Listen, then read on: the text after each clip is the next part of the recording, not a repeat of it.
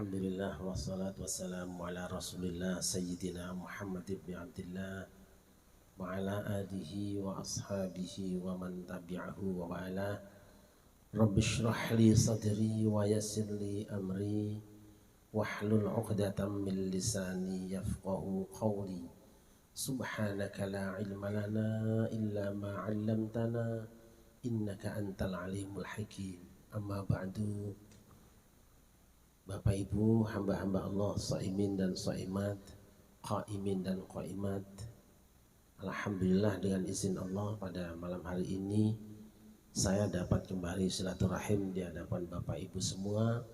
Mudah-mudahan kumpul kita di tempat ini semua dicatat sebagai ibadah di hadapan Allah Subhanahu wa taala.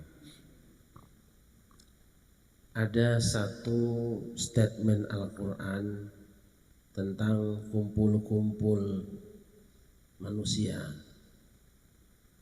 La khaira fi katsirin min najwahum illa man amara bi sadaqatin aw ma'rufin aw islahin bainan nas.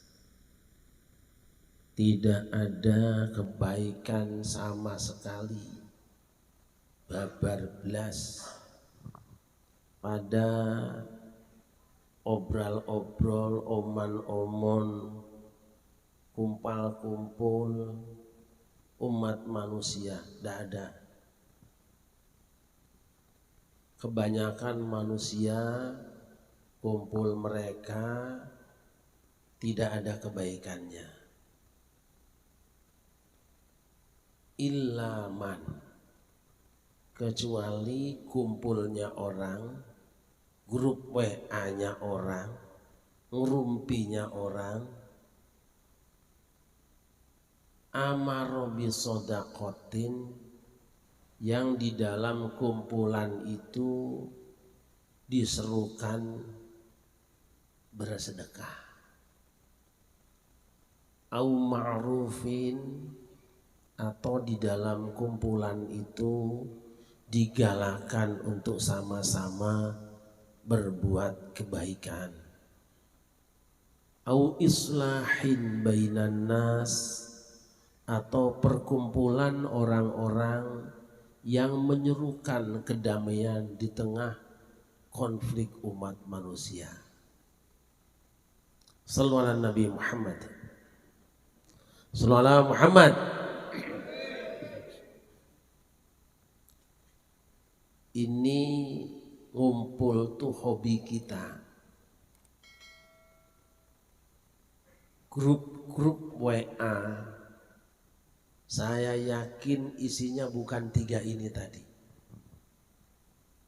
Terutama menjelang dan pasca pemilu, umumnya grup WA kita isinya itu dosa. Oleh karena itu pada malam ini, pada waktu yang sangat singkat ini, saya ingin mengajak kita bareng-bareng merenungkan perkara yang sangat penting, sangat urgen di dalam kita hidup bermasyarakat, berbangsa dan bernegara.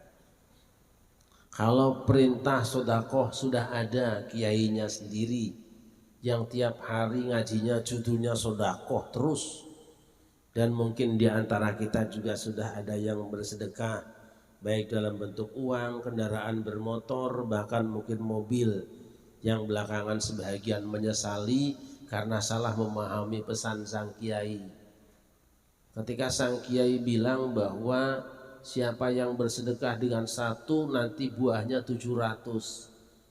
Salah paham, bayangin ngasih motor pinter 1 biji, besok dapat pinter 700 biji. Itu sudah ada urusannya sendiri. Ma'rufin, perbuatan ngajak menyeru kebaikan, juga sudah ada ustadznya sendiri. Kayaknya yang belum ada yang ketiga, merukunkan konflik umat Islam.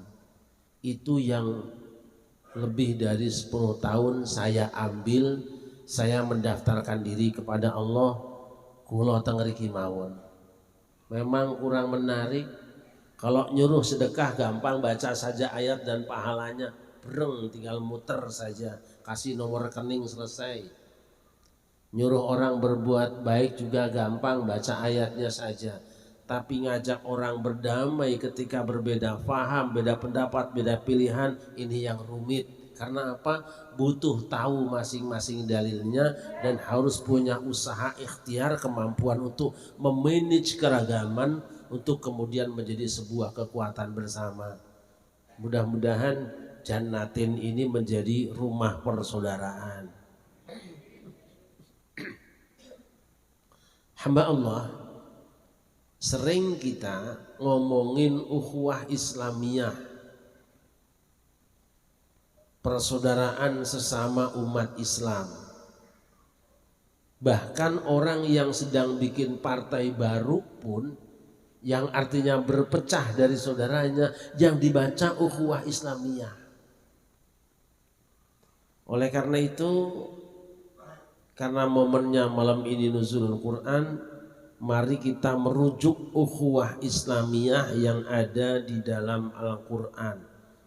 Alhamdulillah, saya menemukan satu isyarat lengkap di dalam satu surat Al-Quran.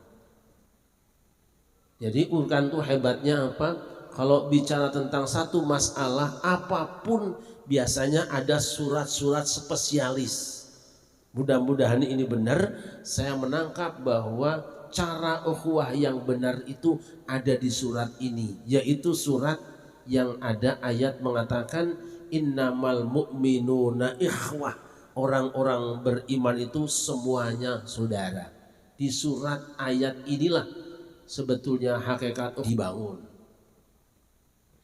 Surat itu adalah surat yang ke-49, yaitu surat Al-Hujurat, yang artinya surat kamar-kamar. Surat ini dinamakan dengan surat kamar-kamar, dimulai dengan ya ayyuhalladzina amanu la tuqaddimu baina yadayillahi wa rasulihi wattaqullaha innallaha sami'un alim. Hai orang yang beriman, dalam melakukan apapun kalian jangan mendahului Allah dan Rasulnya, jangan melangkahi tuntunan Allah dan Rasulnya. Kenapa surat ini dimulai dengan ya ayyuhalladzina amanu dan kenapa dinamakan dengan surat Al-Hujurat? Bukan karena ada ayatnya mi wara'il hujurat, tapi pasti ada pesan dari Allah. Artinya bahwa orang yang beriman itu nanti, yang taat kepada Allah dan Rasulnya, satu saat akan menjadi umat yang berkamar-kamar. Walaupun kamarnya beda, tapi rumahnya sama. Faktanya hari ini semenjak Rasul wafat, umat Islam sudah berkamar-kamar. Dalam bidang akidah misalnya, usuluddinnya, usul akidahnya, furu'ul akidahnya, umat terbagi menjadi ada Syiah, ada Murji'ah, ada Qadariyah, ada Jabariyah, ada Mu'tazilah, ada Asy'ariyah, ada Maturidiyah. Ini semua aliran tadi itu beda semua pendapatnya. Tetapi kalau kita baca dan kita pelajari, ternyata semua madhab aliran akidah tadi itu sumbernya sama, Qur'annya sama, hadisnya pun kadang-kadang sama. Oleh karena itu maka tidak ada cara lain ketika kita menyikapi perbedaan antara Syiah, Ahlus Sunnah, nanti ada Salafiyah, ada Murji'ah, Qadariyah, Jabariyah. Anggap saja bahwa semua itu di hadapan Allah adalah kamar-kamar. Tapi walaupun kamarnya beda, itu sak rumah dengan kamu, rumahnya itu Islam. Dalam bidang fikih kita ada 6 fikih minimal. Ahlus Sunnah wal Jamaah punya 4, Maliki, Hanafi, Syafi'i, Hambali. Syiah punya 2, Ja'fariyah dengan Zaidiyah. Ini antara yang Ahlus Sunnah yang 4 saja ini beda-beda semua. Padahal Imam Syafi'i itu muridnya Imam Malik. Dan Imam Syafi'i juga muridnya Imam Abu Hanifah lewat Muhammad bin Hasan Asy-Syaibani. Kemudian Imam Syafi'i punya murid namanya Imam Ahmad bin Hambal. Ini bertemu nyambung madhabnya, sing dibacanya sama, yang ditelitinya sama, istimbatnya sama, tapi masing-masing madhab ini berbeda. Dan bedanya bukan puluhan tapi ratusan masalah perbedaan pendapat. Kalau kita baca, kita baru tahu ternyata yang beda dengan kita itu dasarnya sama, Quran Sunnah juga. Terus gimana? Sudah gampang saja sadari bahwa apapun madhab namanya itu kamar saja. Kamar yang beda, cuma rumahnya satu, yaitu rumah Islam. Dalam bidang thariqah dan tasawuf, umat Islam hari ini juga banyak sekali ranting-rantingnya. NU telah memutuskan bahwa thariqah itu ada 42. Ini masih ada beberapa thariqah yang waiting list, yang nunggu ACC terlebih dahulu untuk diakui dan disetujui sebagai thariqah mu'tabaroh. Tapi yang sudah diterima 42. Di situ ada Qadiriyah, di situ ada Syatoriyah, di situ ada Naqsyabandiyah, ada Sadiliyah dan lain sebagainya. Itu semua beda amaliyahnya. Ini wiridnya kayak gini, ini wiridnya kayak gini, ini wiridnya kayak gini. Tapi bahasan kita baca, ternyata amaliyah mereka punya silsilah sanad sampai Rasulullah semuanya. Jadi bagaimana? Jangan pertentangkan mereka, thariqahnya apapun namanya, yang jelas mereka semua adalah kamar-kamar beda, kamar satu rumah, rumahnya Islam.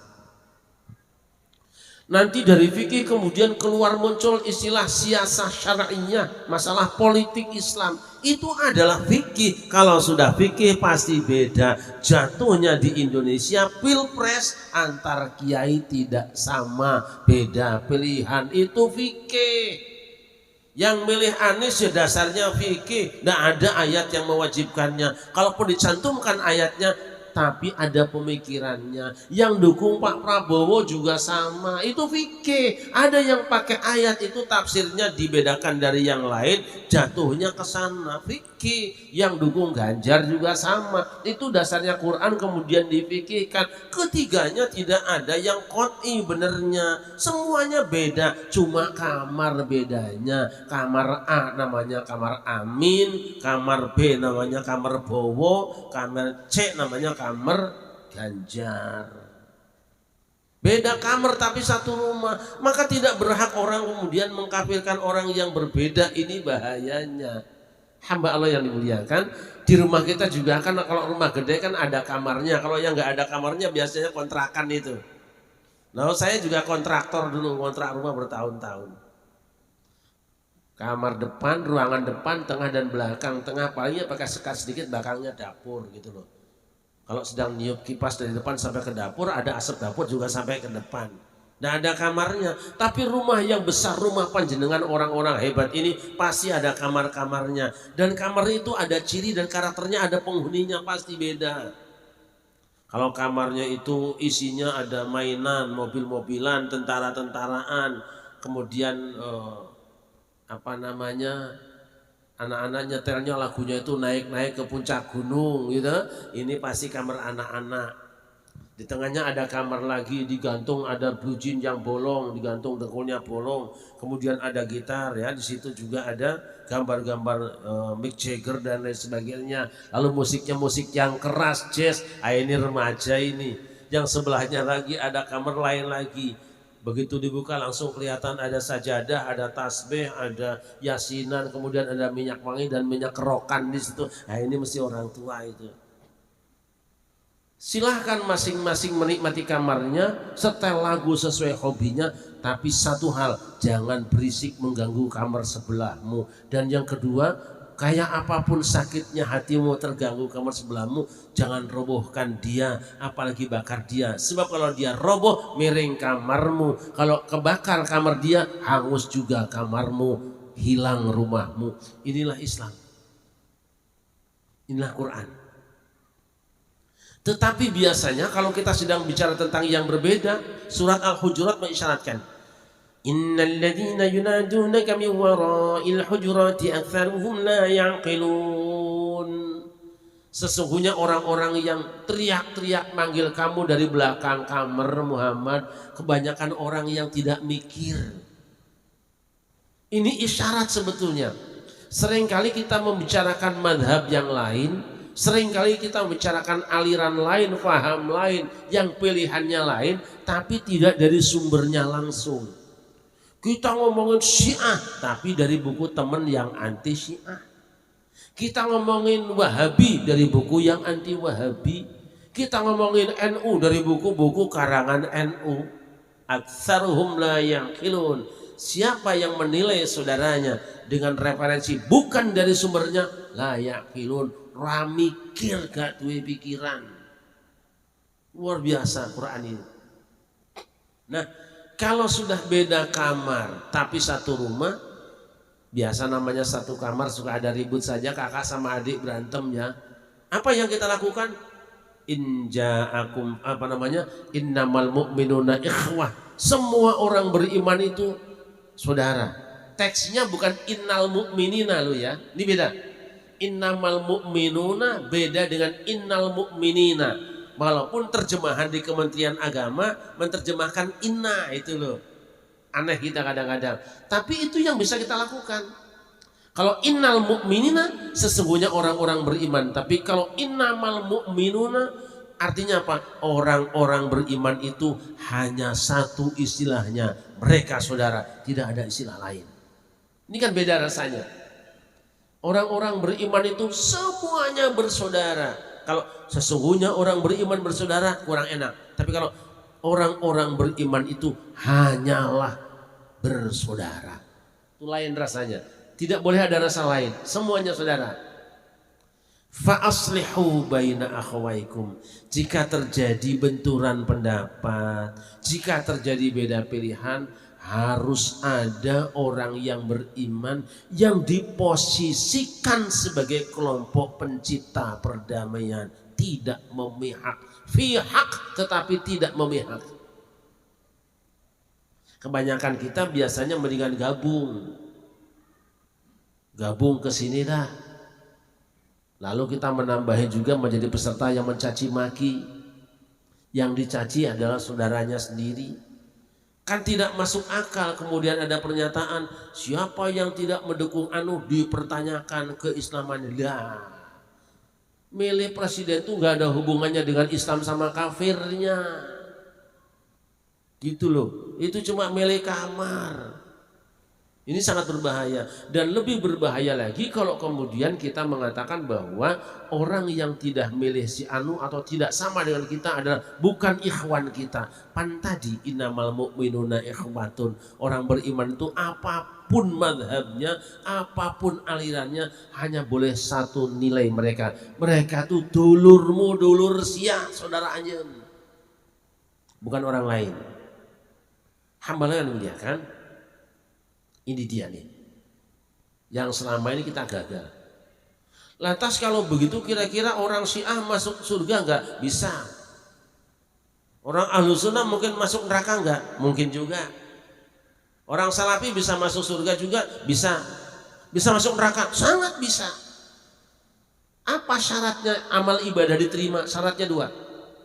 Yang pertama, kerjakan semua amal ibadahmu, kerjakan karena Allah. Yang kedua, sesuai dengan tuntunan Allah. Rapi sudah. Tapi untuk lepas dari ganjelan, untuk sampai masuk surga masih ada dua lagi. Masih ada satu lagi maksud saya. Apa? Menerima orang beriman yang tidak satu faham sebagai saudaranya. Memperlakukan orang yang di luar madhabnya tetap sebagai bagian dari hidupnya, baru masuk surga. Jadi kapan orang Muhammadiyah masuk surga? Orang Muhammadiyah bisa masuk surga amalkan semua ajaran Muhammadiyah dan ikhlas karena Allah. Tapi di saat yang sama di sampingmu ada NU yang berbeda dengan kamu. Jangan beda rasamu terhadap sesama Muhammadiyah dengan orang NU. Dia saudaramu. Kapan orang NU masuk surga? Orang NU masuk surga kalau dia mengamalkan semua ajaran NU-nya, kemudian di saat yang sama menerima Muhammadiyah, menerima yang lainnya sebagai saudaranya. Bukan cuma kedipan matanya, rasa hatimu. Jangan pernah merasa bahwa dia adalah musuhmu. Angelnya lagi. Kita kadang-kadang menganggap orang yang berbeda amalia itu sebagai bukan saudara dalam agama. Maka nanti di kuburan saja kita sudah kena free-kick gitu. Maman ikhwanuka. Kan kita sudah diajari ada berapa pertanyaan, 5 ya. 5 soal untuk masuk lewat dari pertanyaan muka nakir kan cuma 5 ya. Di antaranya waman ikhwanuka, siapa saudaramu? Wajib dijawab dengan mutlak. Semua orang beriman adalah saudaraku, jangan tambahin. Kalau ada tambahan, kecuali NU, wah gagal. Gebuk. Semua orang beriman adalah saudaraku, kecuali Muhammadiyah. Buk. Langsung dipukul sama muka nakir. Jangan mengecualikan. Sebab yang tahu jeronya hanya Allah Subhanahu wa Ta'ala. Tapi pertanyaan itu tidak akan bisa kita jawab nanti kalau di dunia ini kita sudah memperlakukan saudara kita yang berbeda sebagai musuh. Ayo kita jujur sekarang. Kalau mau sembuh bareng, kalau enggak bareng lah sekalian. Kira-kira antara NU, Muhammadiyah, Salafi, hatinya akur enggak? Ayo jujur kita. Akur apa tidak? Tidak akan masuk surga. Kira-kira orang Salafi ngelihat NU tahlilan benci apa tidak? Benci apa tidak? Benci, tidak akan masuk surga. Kira-kira orang NU kalau melihat saudaranya yang tidak mau kunut, kesel enggak? Harusnya tidak. Karena antara yang kunut dengan yang tidak kunut itu cuma beda kamar. Jadi siapa yang masuk surga? Semua umatku, kata Nabi, yang akan terpecah menjadi 73 golongan, kulluhum finnar, semua di neraka. Apapun ormasnya, apapun madhabnya, semua masuk neraka. Kecuali satu golongan. Siapa mereka? Ma ana alihi wa ashabi. Yaitu orang yang hidupnya dengan jalanku dan sahabatku, Quran. Rasul dan sahabatnya baca Quran. Apa sama pendapatnya? Tidak selamanya. Para sahabat biasa beda pendapat. Dan apa yang terjadi pada hari ini dari amalia kita yang berbeda-beda itu adalah warisan dari para sahabat Nabi. Hampir tidak ada yang tidak warisan. Yang kedua, al-jamaah, kata Nabi, yang akan masuk surga adalah al-jamaah, orang yang hidupnya menganggap semua orang Islam itu saudara, kebersamaan. Makanya pesan Allah apa? Wa'tasimu bihablillahi jami'an. Kamu minta diikat dengan tali Allah, dengan Quran, diikat. Wala tafarraqu. Jangan ada yang keluar dari tali, nanti kayak sapu. Kita ini seperti lidi, diikat dengan tali menjadi sapu, jangan keluar, nanti statusmu lidi lagi. Sodo meneh, gak bisa buat apa-apa. Sekarang umat seharusnya kita berbuat untuk kebaikan orang banyak, tapi menyelesaikan konflik di dalam juga tidak selesai. Hamba yang dimuliakan, setelah selesai innamal mu'minuna, di bawah masuk ayat ya ayyuhan nasu inna khalaqnakum min dzakari wa untha wa ja'alnakum syu'uban wa qabaila lita'arafu. Hei seluruh manusia, tadi kan orang beriman. Di sebelum dipungkas Allah statement kepada seluruh manusia, apapun agamamu. Jelas sekali. Inna, sungguhnya kamilah yang telah menciptakan kamu semua dari satu laki-laki dan satu perempuan. Dari situ kami kembangkan banyak laki-laki dan perempuan, bangsa-bangsa dan suku-suku. Satu tujuannya, lita'arafu, supaya kamu ada kerjaan wawancara, supaya kamu ada kerjaan saling menulis nama kamu siapa, bin siapa, supaya ada kerjaan kamu saling mengenal satu dengan yang lain. Nanti ketika dibaca semua budaya setiap daerah, ujung-ujungnya akan ada satu kesimpulan, ternyata kita asalnya adalah sama, benarlah Allah. Siapa yang paling baik? Inna akramakum indallahi atqakum. Yang paling mulia di sisi Allah adalah orang yang paling mampu mengendalikan dirinya dalam keragaman di tengah kehidupan dengan sesamanya. Yang paling takwa itu artinya apa? Yang paling mengendalikan diri tidak membenci dengan yang berbeda, tetap memperlakukan mereka sebagai saudara. Yang paling mulia adalah orang yang stabil jiwanya menghadapi perbedaan. Kalau dikit berbeda udah bengek, ini nggak stabil jiwanya. Itu bukan akrom, bukan orang yang mulia. Hamba Allah yang dimuliakan, kalau Al-Quran tidak cukup menyatukan kita, kalau puasa Ramadan tidak cukup menyatukan kita, lapar seharian tidak cukup menyatukan kita, apa nanti mau kita dilaparkan Allah di yaumul qiyamah. Nauzubillah summa nauzubillah. Terima kasih. Hasbunallah wa ni'mal wakil. Assalamualaikum warahmatullahi wabarakatuh.